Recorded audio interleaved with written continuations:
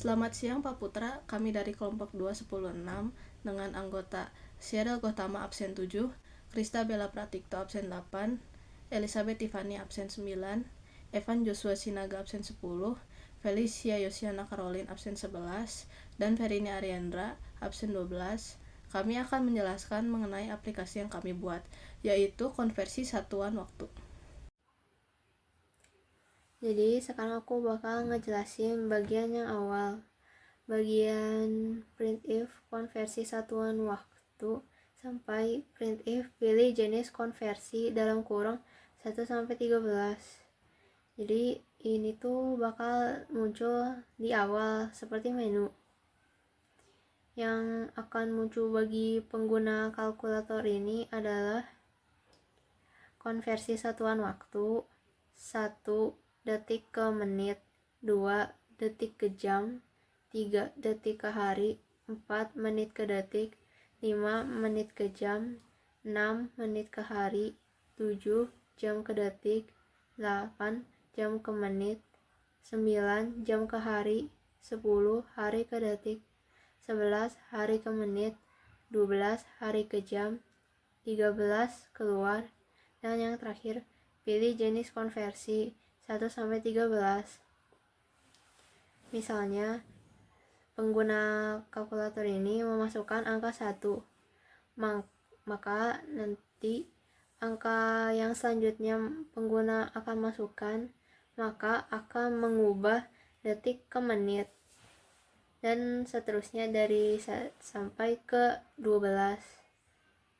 Nah, jika kalau pengguna memilih yang ke-13, nanti akan dijelaskan oleh teman saya yang lain di bagian akhir. Nah, selanjutnya, saya akan menjelaskan sebuah fungsi dalam bahasa C yang digunakan untuk melakukan konversi satuan waktu. Fungsi ini bernama konversi waktu dan bertugas untuk mengubah satuan waktu dari satu bentuk ke bentuk lainnya, seperti detik ke menit, menit ke jam, atau hari ke detik. Pertama, kita mendeklarasikan beberapa variabel. int pilihan konversi. Nah, jadi itu untuk menyimpan angka pilihan dari pengguna terkait jenis konversi yang diinginkan. Double waktu hasil. Waktu untuk menerima input jumlah waktu yang dikonversi. Nah, sementara hasil untuk menyimpan hasil dari perhitungan konversi. Selanjutnya, kita menampilkan menu konversi pada pengguna.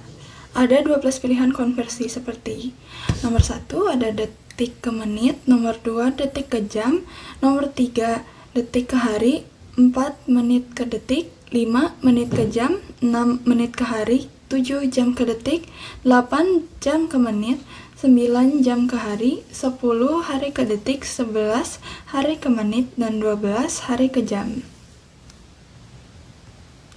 Pengguna kemudian diminta untuk memasukkan angka 1-12 sesuai dengan pilihan yang diinginkan.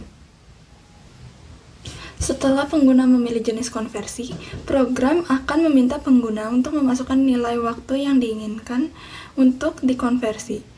Input ini akan disimpan dalam variabel waktu.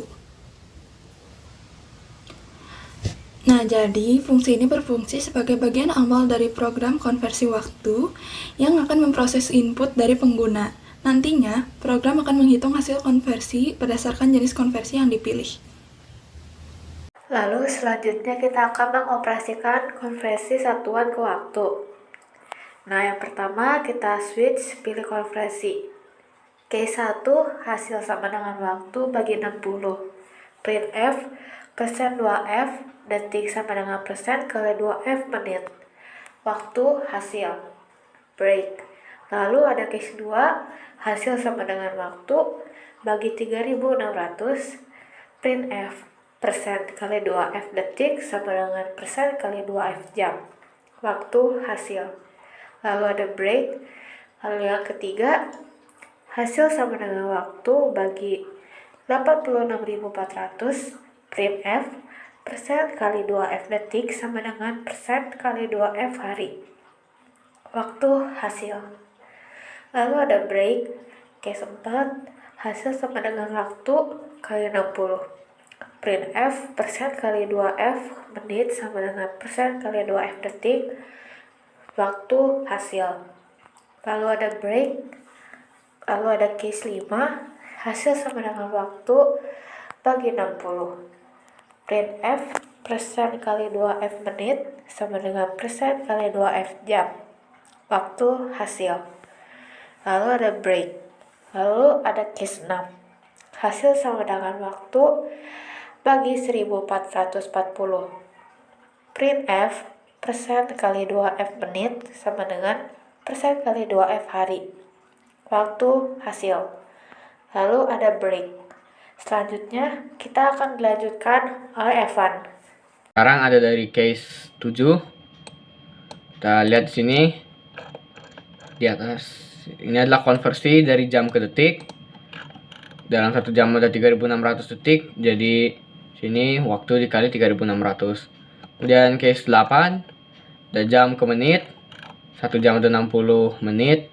Di sini waktu dikali 60. Case 9 itu jam ke hari. Dalam 1 hari ada 24 jam. Karena diawali dengan jam, artinya ini dibagi jam dalam variabel waktu dibagi 24. Selanjutnya case 10, konversi dari hari ke detik. 1 hari adalah 24 jam. 24 jam, 1 jam ada 60 menit. Dan 1 menit adalah 60 detik. Sehingga sini 24 kali 60 kali 60 adalah 86.400. Case 11, hari ke menit. Seperti tadi juga, hanya saja kita menghitung sampai ke menit. Jadi 24 kali 60 sama dengan 1440. Dan yang terakhir adalah case 12, hari ke jam. Nah, 1 hari 24 jam. Karena itu dikali 24. Kemudian seperti dari case 1 sampai case 6, di case 7 sampai case 12 ini juga ada perintah ini, printf, yang artinya untuk mencetak. Apa yang dicetak? Itu waktu dan hasil. Waktu ini adalah input dan hasilnya adalah output dari operasi yang sudah dilakukan berdasarkan pilihan konversi waktu. Kemudian persen titik 2F ini berarti angka yang akan dicetak juga, angka yang dicetak akan sampai 2 angka di belakang koma. Kemudian break ini artinya akhir dari satu case ini, tanda akhir. Dan terakhir di bawah sini ada default. Default ini untuk perintah di default ini dioperasikan jika pilihan yang dimasukkan tidak sesuai dengan yang disediakan. Jadi ini ada pilihan 1 sampai 13. Jika sebagai contoh dimasukkan 0, ini ya, scanf pilihan konversi. Jika dimasukkan angka 0, tidak ada pilihan 0 di sini, sehingga akan dijalankan perintah ini printf pilihan konversi tidak valid, break. Jadi saya akan melanjutkan coding kalkulator ini. int main, buka kurung dan tutup kurung, lalu ada int pilihan. Fungsi ini adalah titik awal eksekusi program. Di sini kita mendeklarasikan variabel pilihan yang akan digunakan untuk menyimpan input pengguna. Lalu di sini kita menggunakan loop do while. Jadi do tampilkan menu konversi, buka kurung, tutup kurung, scanf, %d, dan pilihan. Jadi programnya ini tuh menggunakan pengulangan do while yang berarti minimal 1 kali akan menjalankan kode di dalamnya. Fungsi tampilkan menu konversi buka kurung tutup kurung itu dipanggil untuk menampilkan pilihan konversi pada pengguna. Kemudian program bakal ngebaca input pengguna dengan scanf, buka kurung, dan tutup kurung.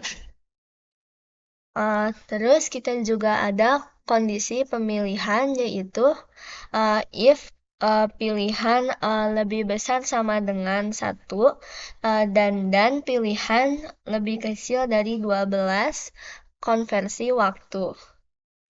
Jadi itu tuh bakal memanggil fungsi konversinya. Jadi kalau pengguna milih angka antara 1 sampai 12, programnya bakal memanggil fungsi konversi waktu untuk melakukan proses konversi waktu. Terus ini ada buat keluar dari programnya. Jadi else if buka kurung pilihan sama dengan 13 bakal di printf, terima kasih telah menggunakan kalkulator ini. Terus bakal ada break. Jadi kalau pengguna milih angka 13, program bakal menampilkan pesan perpisahan dan keluar dari loop dengan break. Terus bisa juga kalau inputnya tuh nggak valid. Jadi else printf pilihan tidak valid, silahkan coba lagi. Jadi while pilihan sama dengan 13. Jadi kalau pengguna memasukkan angka di luar 1 sampai 13, program bakal ngasih peringatan dan meminta input pulang. Terus ada penutupnya itu return 0. Jadi programnya bakal mengembalikan nilai 0. Ini tuh menandakan bahwa eksekusi selesai dengan sukses. Sekian penjelasan dari kami. Mohon maaf bila ada penjelasan yang kurang tepat. Terima kasih, Pak.